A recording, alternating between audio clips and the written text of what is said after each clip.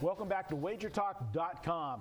We're taping on Thursday. This is the off week for the Super Bowl, but Thursday, the week before the Super Bowl, it's a big time in Las Vegas because that's when one of the biggest books in town, and I give them credit, Jay Cornet at the LVH, now the Westgate. It'll always be the LVH for me. I don't know about you, Brian. But they're the first to really come out with the props, and they come out with a monster load of props. And some of the other properties wait to see what they come out with, and then they release theirs. But a lot of the sharps, it'll be a who's who down at the Hilton tonight. Everybody jockeying to get to the board and take the first crack at the numbers. Give our listeners and viewers just a couple tips when attacking the props, things you might look at. Okay. First off, it'll always be Westgate to me because I have a hard time spelling the LVH. Yeah, there's a few tips when you're doing the props. A lot of people, and I've done this in the past, you'll go back the entire schedule. You go back to 16 regular season games, you play the 2 playoff games. There's a lot of work there. Now, what you got to keep in mind is situations change all season long. You're probably good going back to the last 7 games, last 10 games if you want to be a little bit more thorough. A lot of people use averages. I don't think averages are the way to go. You're going to find a game where your mean is basically what you want to look at, much more accurate than averages.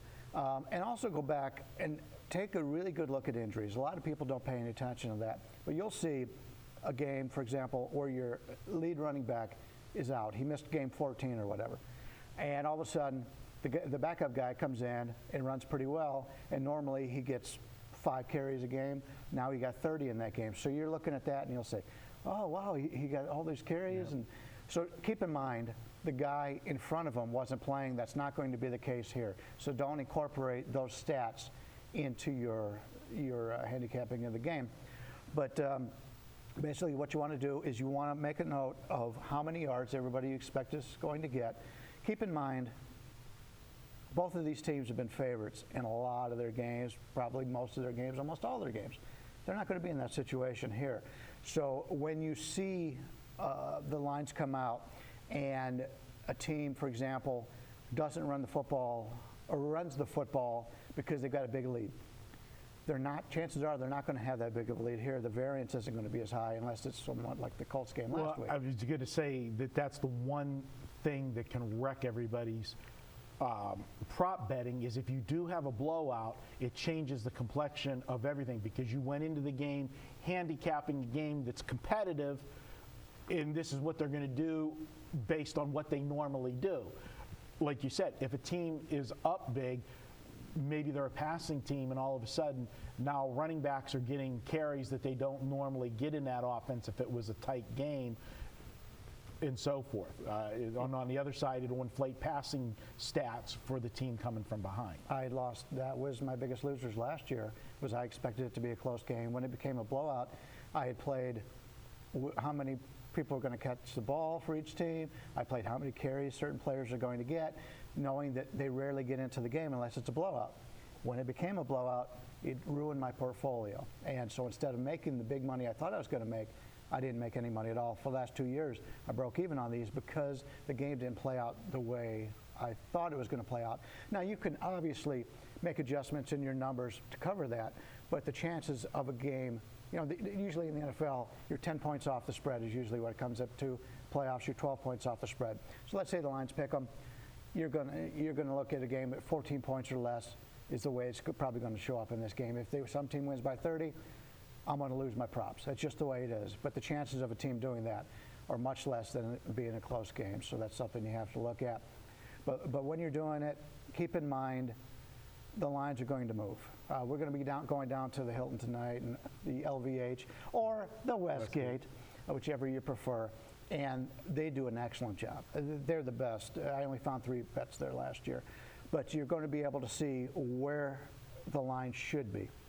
A lot of other places in town, I won't give any mentions, but they don't know how to do the props, and they get really hurt badly.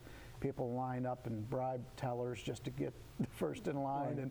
Right. And so I don't need to fight that situation, but there's a lot of advantages to be taken. But if you're not first in line or the first day, they'll be gone. They'll be taken out early. You've got to be prepared. but watch where they've gone, and then you're going to have a lot of days here in between where they're not really going to move, because I've wasted so much time running back and forth to a lot of these casinos to get a little 10% differential. Come game day, you've got to be prepared. Get your apps out. If you live in Las Vegas, you've got to have your apps. You don't want to wait in these lines to come back on these games. So what you want to do, right now, the majority of people want to play plus props, meaning will there be a safety? Plus money. Yes, there will be a safety. Will there be overtime? Plus money. They're going to want all the plus monies. Plus monies are not good bets in the long run. Sure, you're going to have, the last couple of years there's been safeties. Most of the time, you want your portfolio with negatives, and you want those negatives being day of the game and opening, because you're going to find places that need so much money to balance out all those plus monies. You're going to get great deals on the minus monies come game day. If you do like player props, chances are most people want an exciting game. They're going to play the over in the player props. So you could blindly go into the Hilton tonight or the LVH or the Westgate and play Brady passing yards over, knowing at the end of the week it's going to go up and you can get your money back. It's just the way it's played. Keep that in mind. If you want to play unders, wait till later. If you want to play overs, play them now. All right, there you go. Some tips to help you with the Super Bowl props. Be sure to check over at wagertalk.com. We're going to post a lot of these different props. We'll have them up in the forums for you so you can see what the odds are and follow along with them. And we'll be back next week with complete coverage of the Super Bowl. He's Bryan Leonard. I'm Marco D'Angelo. Thanks for tuning in to wagertalk.com. Talk to you next week.